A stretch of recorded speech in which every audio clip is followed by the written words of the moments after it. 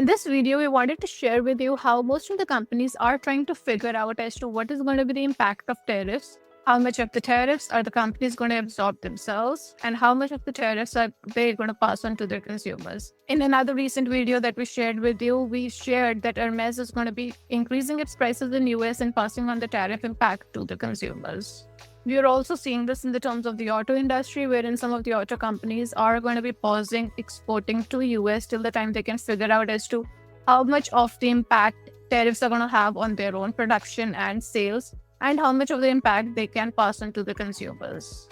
In this video, we wanted to share with you how it's going to be impacting the watchmakers and how some of the groups have started responding to the tariffs. Now, Swatch Group is responding to the market pressures with a major price hike. Swiss watchmakers are facing the perfect storm. Firstly, rising gold prices. Secondly, a stronger Swiss franc. Thirdly, declining exports to China and Hong Kong. And fourthly, the mounting pressure from the discounting in the secondary market.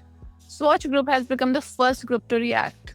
It's announcing its second US price hike this year, and according to the company, this move was driven by two major factors: currency fluctuation and tariffs. When we are talking about the currency fluctuation, it's the US dollar has weakened nearly 8% against the Swiss franc in the past month.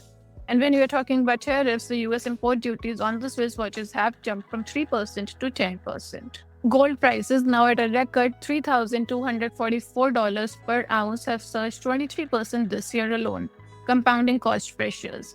Meanwhile, the Swiss franc's strength has also made exports significantly more expensive, with the American importers now paying $1.23 for the equivalent of 1 Swiss franc in watches, and this is up from $1 earlier this year.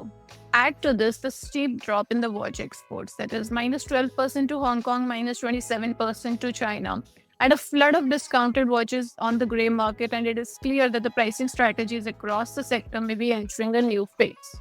High-end brands within the Swatch Group are reported to have raised the US prices by 7 to 10% this week. With little relief in sight, it is very likely that the other Swiss watchmakers are going to follow suit. Now, that's what we wanted to share with you in this video. Hope you've enjoyed this video. Do stay tuned in for more. Thank you.